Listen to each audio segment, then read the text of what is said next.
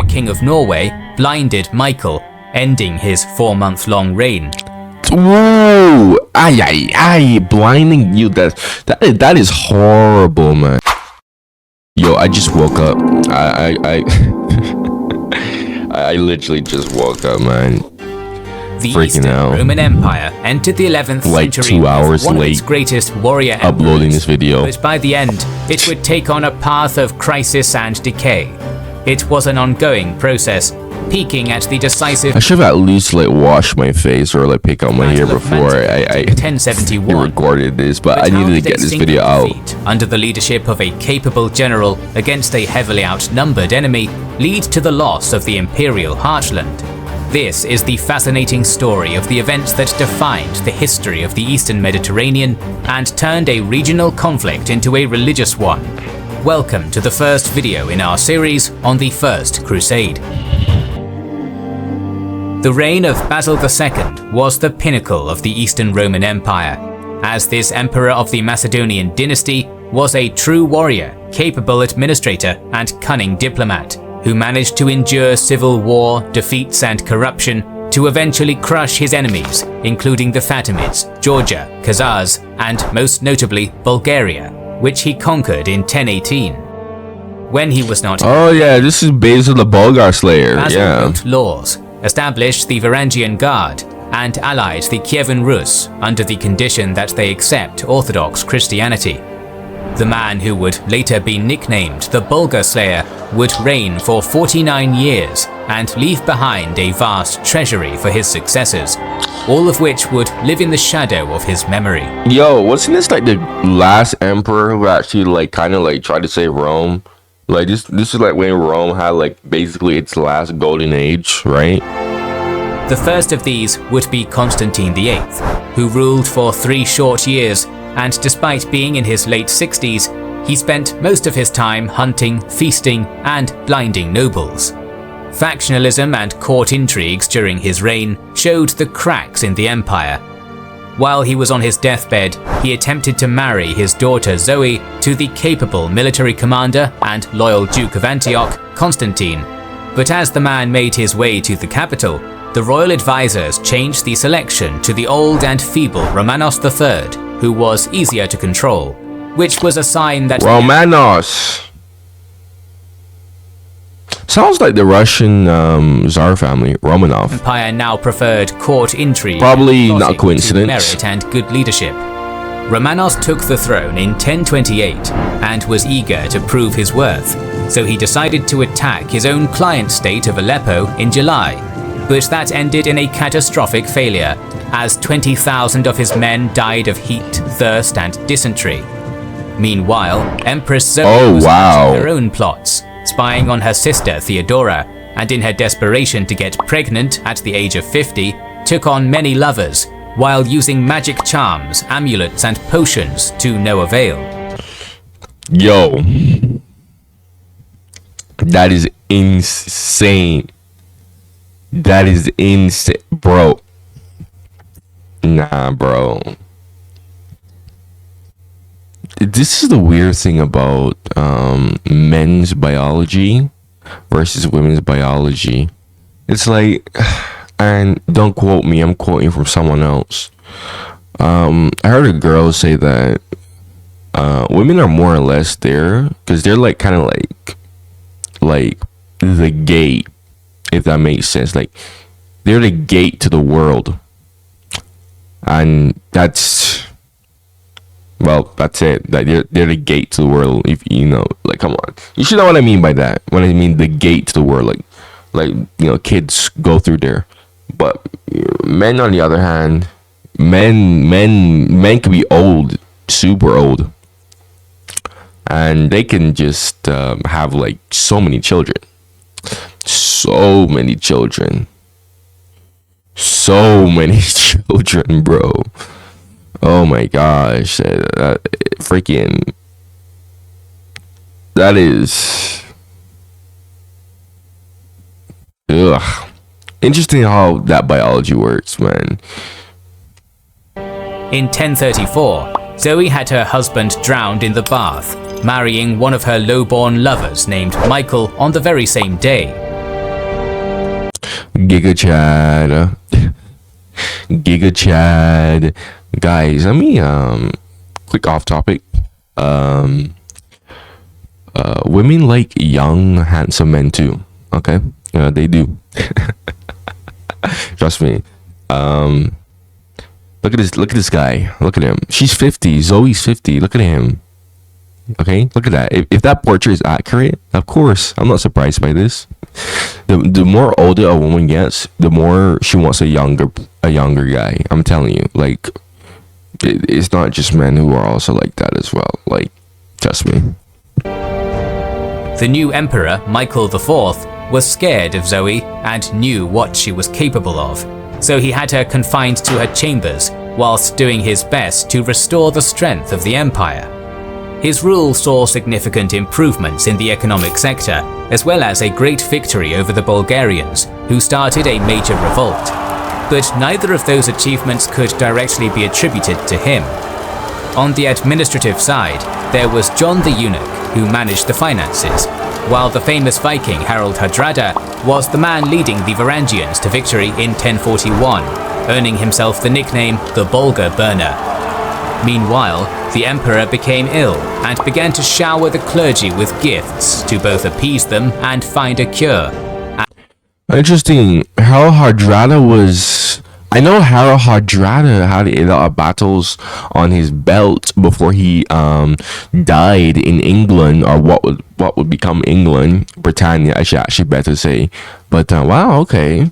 As countless generals wondered why this commoner got on the throne in the first place. He got on the throne because he was banging the emperor's wife.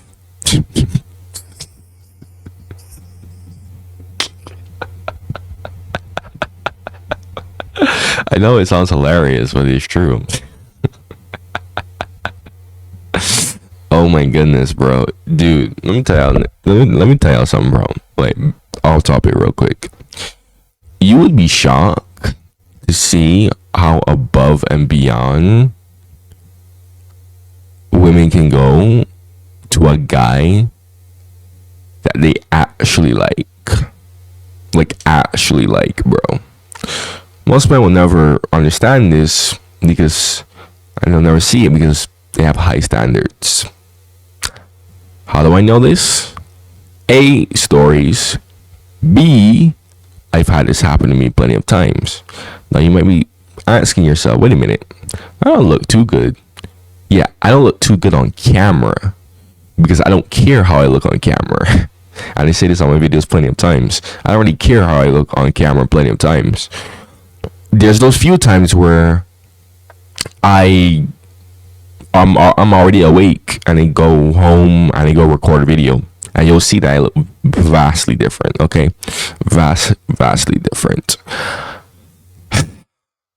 But believe me, trust me, I've experienced this, and most men will think I'm lying because most men just can't fathom that reality. But trust me, women will go above and beyond. Okay, like you don't even need money, bro. Okay, you see how he was a commoner? Like, bro, I'm telling you, like, that's another myth that I've seen around a lot of dudes. They're like, oh, I need money. You don't. Trust me, you don't. You don't. If a woman is attracted to you enough, she will go above and beyond. She will not care if you have money or not, bro. I'm telling you, bro.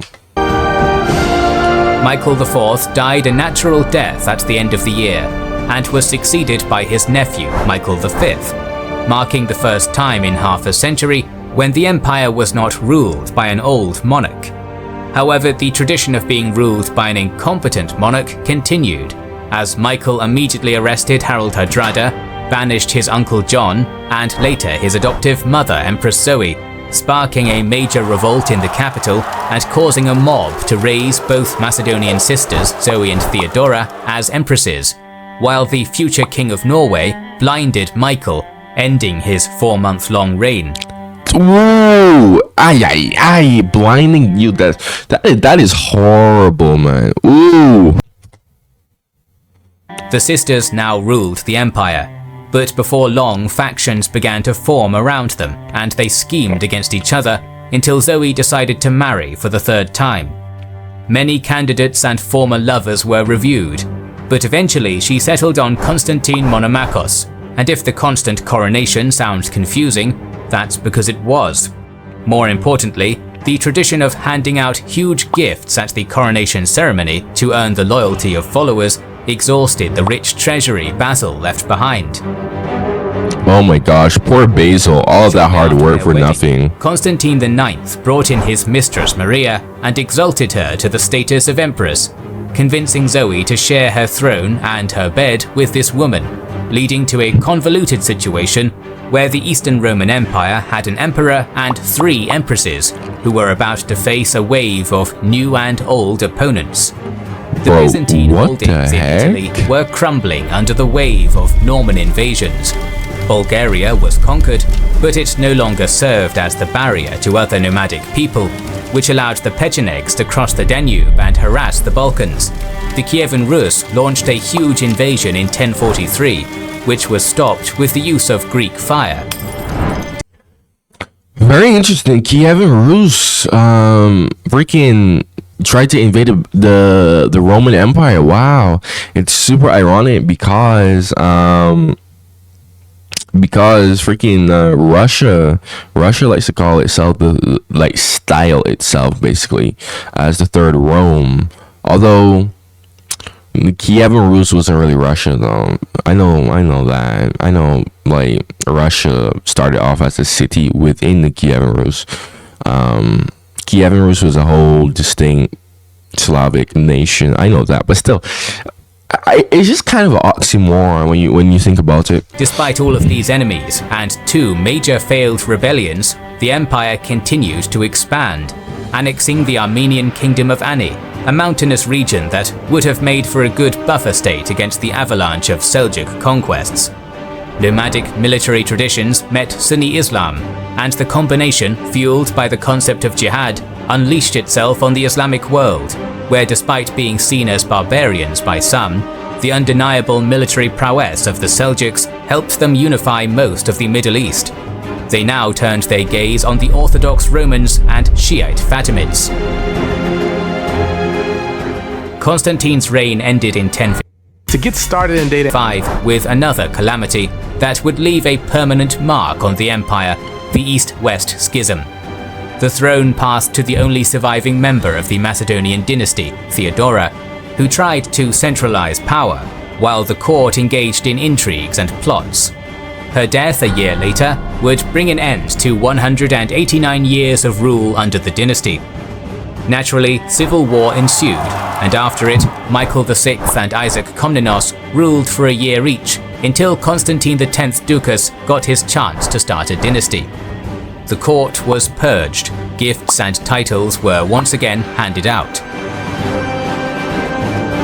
Meanwhile, the enemies of the empire were only growing stronger. In particular, the Seljuks themselves just had a change in leadership after the founder of the empire Tugril died and was succeeded by his nephew Alparslan. The nomads derived their legitimacy from military success, so the new sultan decided to prove himself by leading an expedition against the city of Ani, which was one of the largest cities in the world at the time. Wow, really? Despite its riches and dense population, its corrupted governor stole gold from the defense budget, and when the Seljuks arrived, they found a section of the city wall unguarded and pounced. No freaking way, bro. No freaking way. It's like how freaking Russia has so much potential, but due to the corruption, it's kind of hampering the country a lot. Reminds me of that. Brutal sack in 1064. The last time the Eastern Romans suffered a defeat of this caliber was all the way back in 838, when Amorium was sacked by the Abbasids. Yet Constantinople's only response was not to send an army and pick up the pieces, but to prosecute members of the Armenian clergy, while focusing entirely on the Italian lands they were losing. This complete lack of interest in the eastern frontier was coupled with a disintegration of the professional army, decreased army salaries, lack of repairs on border forts, and reliance on mercenaries. What? It was once again the final act written from his deathbed that was the most influential in the 8-year-long reign of Constantine X. Desperate to keep his dynasty in charge, the dying emperor made his wife Eudokia swear an oath in front of all court officials that she would take no future husband and rule as regent until their son could assume the throne. At this point in time, a massive Seljuk raid penetrated deep into Byzantine territory, and the important— Dude, it's like no wonder why the Eastern Roman Empire. I mean, I talked about how the Justinian plague was like freaking the nail in the coffin, but after seeing this, it's like, oh wow, I'm mind blown. They shot themselves in the foot, basically. The city of Khazaria was sacked, while the empress discovered a plot by the Duke of Serdica, Romanos, that quickly made her break the oath she swore. Knowing how fragile her position was, and unlike her husband, understanding the importance of keeping the nomadic raiders at bay, she turned to the now imprisoned Romanos and made him an offer. The man was to marry her and defend the empire against its enemies, or die. This was a wise choice, considering the many noble families plotting to seize power for themselves, most notably Constantine's brother John, who, as many notable generals in the past, would defeat their foes only to gain confidence and rebel against the crown. Romanos accepted the offer and now owed his life to his empress. He wasted no time in preparing against one of the greatest foes the Romans ever faced. Decades of decay and lack of funds had turned the once fearsome army into a mob of peasants and undisciplined mercenaries, which the new emperor had to drill into a competent fighting force. In 1068, news spread of the plunder of Neo Khazaria, so Romanos set out with a small force and chased the Seljuks for 8 days until eventually engaging the nomads, slowed down by the loot and slaves they carried. Bruh. It's just like the freaking video that I watched yesterday where the Ottomans, man, were slowed down by the freaking slaves and loot that they had and got freaking wrecked. And the Seljuks rushed back home, making the new emperor confident. Next, he regrouped with the main army to take Hierapolis from the Emirate of Aleppo, wisely avoiding the summer heat, before hearing of yet another raid that sacked Amorium. Again, bro, a lot of people tend to forget the summer. Summer heat is like so awful. Even now, a lot of military campaigns were completely decimated because of the summer heat. Really, horrible. His first campaign had mixed results, but the soldiers were happy that they finally had a leader who fought alongside them, while his internal enemies did their best to focus on his failures to protect Roman citizens. The following year, another distraction was thrown into the mix, as one of the Norman mercenaries, Robert Crispin, leading a contingent of Frankish troops, rebelled against the empire and attacked tax collectors in Edessa. He was captured and exiled to the island of Abydos, allowing Romanos to continue his fight against the Seljuks. A large army went on to secure Aklat on Lake Van, while a smaller force under a sub-commander was ordered to guard the border. That force was overwhelmed, and the Seljuks razed another city, this time Iconium, forcing Romanos to give chase and pick up the abandoned loot after catching up with them. The frustration was building up, as traditional tactics proved ineffective against the lighter-armed cavalry force. The Byzantine army was expensive to upkeep and feed, and while the emperor was campaigning, the court was plotting, forcing Romanos to balance his military campaign with administrative duties. Because of that, the campaign season of 1070 was entrusted to Manuel Komnenos, nephew of the former emperor Isaac and elder brother to the future Alexios, while the emperor focused on the loss of Italy and monetary reforms aimed at funding the army. Public events were restricted, the currency was debased from 87 to 70% gold, and court salaries decreased, which hurt his image, but allowed him to gather the resources necessary to raise a significant army, which was needed now more than ever, since Manuel was defeated and captured by a Seljuk general who used the classic feigned retreat maneuver. Bruh, While really? the noble was held hostage, Really? he convinced the enemy general to change sides and escort Komnenos back to the capital. Bro, what? The combination of How do you switch sides? How do you convince your men to switch sides? active leadership in the east, as well as the defection of a key general, who also happened to be the Sultan's brother-in-law, escalated the conflict. Alparslan was more interested in his war against the Fatimids, as he considered their Shiism too heretical to suffer, but he could not neglect the Byzantines anymore. So the Sultan personally led a campaign to the strategic region around Lake Van in September 1070, taking the cities of Manzikert and Alat, before securing the allegiance of the Mawanids and attacking Edessa. The countryside was plundered, and the city garrison managed to hold off the attackers, but overall Alparslan got what he came for, and could now divert his attention to the real foes in the south, first stopping by the city of Aleppo. The emir of the vassal city was ordered to come out and swear an oath, but he refused, which led to the siege of the city in April 1071. Deciding to use this to his advantage, Romanos quickly gathered his army and marched towards Lake Van in an attempt to retake what was lost. His army included the professional Byzantine corps, as well as Bulgarians, Pechenegs, Oghuz Turks, Armenians and Normans, for a total of 40,000.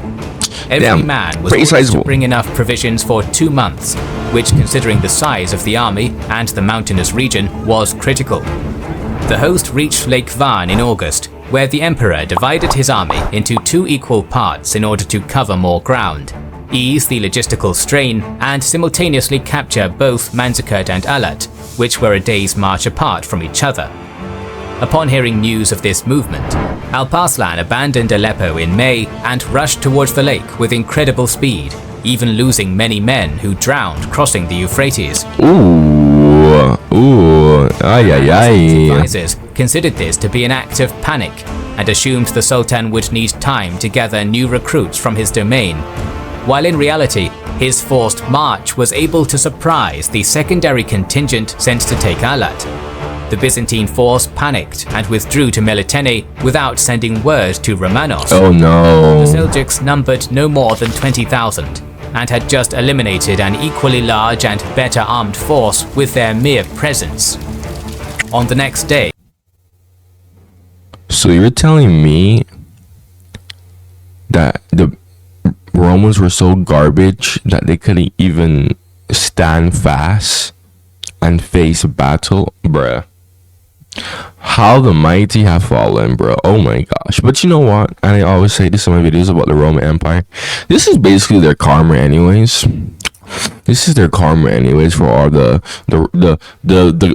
wrongs that it has done. Now, I know you can look at me and you can tell me that, oh well, the Roman Empire back then at its peak when it did what it did is so much different from the Roman Empire. I don't care. It's still the Roman Empire. Even then, when this Roman Empire right now was also, when the Byzantine Empire was arguably at its peak, it still, I don't know, man. But I mean, Belisarius, he didn't really do anything, but yeah, after that it was just kind of icky. So deserved. August 25th, 1071, the emperor, who had just taken the city of Manzikert, became aware of the Seljuk presence and was baffled to find out half of his men deserted him.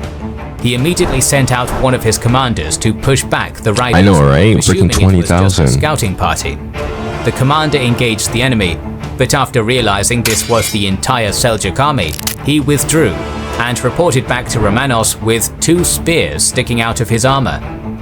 More troops were sent, but Alparslan once again employed... He died? He made it all the way there. He made it all the way there with 2 spears sticking out of his armor? What happened? What? I need more context, kings and generals. The feigned retreat to avoid casualties and captured a small squadron of men who overextended themselves. Bro. Romanos knew Come that on, after how do you his fall and for all of the this? sacked cities, this was his chance to prove himself and eliminate the eastern threat for good. So he ordered an attack against Alparslan. But by that time, the nomads had retreated to a nearby hilltop. The real battle would have to wait, so the Romans went back to their fortified camp just outside Manzikert. Later that evening, the Seljuks launched a devastating raid, taking advantage of the new moon, and harassed whoever was outside the safety of the walls. An eyewitness account reports, "For who could get any sleep when the danger had drawn its sword and pointed it at us?" At dawn, another raid was launched, but it was repelled by the infantry. Shortly afterwards, 2 messengers arrived, telling Romanos that a group of Oghuz Turks defected and joined the Sultan, and that Alparslan himself wanted to discuss peace terms. The peace talks went on for some time, but the emperor was aware that should he sign any kind of deal, he would be facing a rebellion back in Constantinople, so he abruptly ended the talks and signaled for his men to form up. Damn. Romanos took the center with the cavalry and Varangian Why would Constantinople not like that? guards. The western tagmata made up the left wing, while the right wing was comprised of the eastern units. Finally, the rear was commanded by Andronicus Ducas, the nephew of Constantine X and member of the family which despised Romanos. His presence on the campaign was an attempt to ease tensions, but also as a guarantee that his father would not start an uprising in the capital. The Seljuks deployed their units in a crescent formation, protruding at the wings, with Alparslan leading the center. Romanos, who was an experienced commander and capable fighter, slowly advanced on the enemy under constant arrow fire as they withdrew. Smaller engagements were fought, but eventually, by the end of the afternoon, the Seljuks were pushed back and the Sultan's camp was captured. Romanos quickly realized that his army was losing cohesion and was afraid that if he didn't reform the line in time, the enemy would rampage throughout his camp under the veil of darkness, so he ordered the imperial standard to be reversed, which was the command to withdraw. The fatigued, disorganized and distant wings were confused by this, and some misinterpreted it as a signal that Romanos had fallen. Gaps began to open, and the reserve Seljuk force pounced at the opportunity to go through them and surround the Roman forces, who had just marched over 10 kilometers in heavy armor and were struggling to organize a withdrawal. Seeing this, the rest of the Seljuk forces also rejoined the fight, and it wasn't long before both wings collapsed and began to flee, leaving the center surrounded. The standard was once again reversed in an attempt to rally the troops, but by then it was too late. The only hope left lay in the hands of the rearguard and the Ducas family, who could prevent total disaster, as most of the men were not captured or slain, but merely retreated. It was in that crucial moment when Andronikos announced that the emperor was dead and marched his men to Constantinople, spreading the word of the death of Romanos through the cities he passed along the way. Back in the camp, that is foul. That is so foul. That is so freaking foul, bruh. The non-combatants were utterly confused and reported it was like an earthquake, with howling, grief, sudden fear, clouds of dust, and finally hordes of Turks riding all around. As darkness set in, Romanos, who had fought despite fatigue and wounds, was captured and his camp was ransacked. Most escaped as the riders were hesitant to blindly chase after the enemy on the mountain roads. And so the young Seljuk Empire matched the Sassanids in capturing a Roman emperor not far from the last time it occurred in Edessa 811 years ago. But rather than killing or humiliating his captive, Alparslan treated him well and with respect. A famous exchange, reported by chroniclers on both sides, quickly followed, as Alparslan asked how he would have been treated if he was captured, to which Romanos replied that he would be killed in a cruel manner. The Sultan instead offered to return Romanos to his home. Yo! Respect. Love this. Love this. Excellent, man. Look. What does the Bible say? The Bible say treat your enemies good. Treat your enemies with care. In layman's terms, I know some of you. A lot of you actually, not even some, but a lot of you are Muslim. But still, me as a Christian, I still try to follow that rule, right? There's a lot of people that hate me. Some of them even stalk my channel. That's true. Some of them stalk my channel, wishing on my downfall. But I can still care about them. There's a lot of people who attempted to do me so much wrong. But I still can treat them with humanity and humility. So I love this. More people need to be like this. You see how he treated him? And honestly, respect him for just being honest. I just tell him, like, yo, if the roles were reversed, like, you'd be dead. Because, honestly, I felt that. I felt that so hard, bro. I felt that so freaking hard, man. I guarantee you. Y'all don't even know my life, so only few people who watch my videos know my life. I just come on my videos and they just freaking say, oh yeah, my life is super volatile, so I just can't read a lot of books right now. But y'all don't know my life. Like, I honestly felt that there's a lot of people whom I can show humanity towards, but freaking like when the roles are reversed, they show zero compassion and humanity towards me. And you want to know what's funny? You want me to ask yourself, wait a minute, how does this relate to it relates to the video, because I'm just saying it's excellent how he's providing an example that I wish more people can freaking follow. Honestly, because of this, I actually kind of like the Seljuk Turks more. At least they weren't like true barbarians that people call them. But as I was saying before, though, funny enough, I would not have had this channel without people, enemies, who tried to do me wrong. And it's the biggest irony ever. It is. Had no one tried to do me wrong in the past, I wouldn't have had the free time to create this channel. I wouldn't have gotten the setup that I have now to make these proper videos. And I think about that every day. I'm like, damn, what if these people did not try to do me wrong? I actually made a community post about that a long time ago. So if you know what I'm talking about, good for you. But a lot of y'all are new viewers, so you probably don't know what I'm talking about. I'm too lazy to explain the whole detail. Sometimes I talk about it, but a lot of times I don't really like to talk about it, to be honest, because it's like, yeah. I just don't really like to talk about that. Specific reasons why I don't like to talk about that with people. Not because I don't want to or anything. It's just dressed in the fine clothing of a Seljuk noble, with an escort and any prisoners he wanted to be freed. Bro, wow, I love this guy. This is amazing. But we will never know if the Sultan anticipated what happened next, for it was the release of a presumed dead Romanos that did irreparable damage to the empire. Back in Constantinople, the nobles immediately tried to distance themselves from their defeated leader and deposed him, quickly replacing him with Michael VII Ducas, who exiled his mother Eudokia.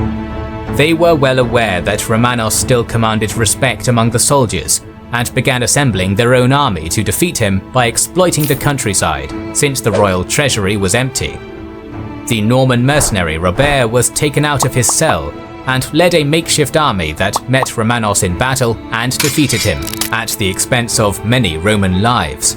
Wow. The civil war was brief and ended with the capture of the once mighty commander who pleaded for mercy while he was blinded. An infection quickly set in, and Romanos died soon after. the economy and manpower of the empire were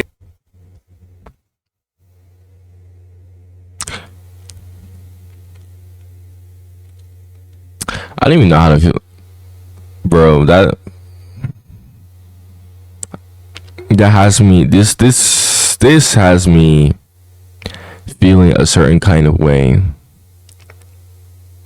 This just made me feel such a bad emotion. I don't even know, sad and anger. I don't even know how to describe it. I'm a combination of both. That is actually so freaking sad, bro. What the heck, bro? I mean, goes back to freaking what I literally just said, man. But you know, unfortunately, when you can show humanity towards people, there's people like this. People like this, and sometimes, not even sometimes, you gotta harden yourself, not completely, but you gotta harden yourself and stiffen yourself, because you're gonna run into people like this. So when they do try to do this type of crap towards you, you are prepared. This is exhausted, and morale was at an all-time low. The Seljuks overran a squabbling state riddled with usurpers and rebellion, and by the end of the decade, the Byzantine heartland was lost. It was in this climate of desperation that a new dynasty would rise and turn towards the west for aid when all seemed lost, hoping for financial or military assistance. Instead, a new chapter would begin as Alexios Komnenos opened the floodgates to the Crusaders. We're soon going to release the second episode in our series on the First Crusade, so make sure you are subscribed and have pressed the bell button to see it. Please consider liking, commenting and sharing, it helps. And you do the same thing. Go like and subscribe. If you like my reactions, if you like what I have to say in my reactions, go like and subscribe. This video is super late, so I'm out. I can't even say much. I'm out of here.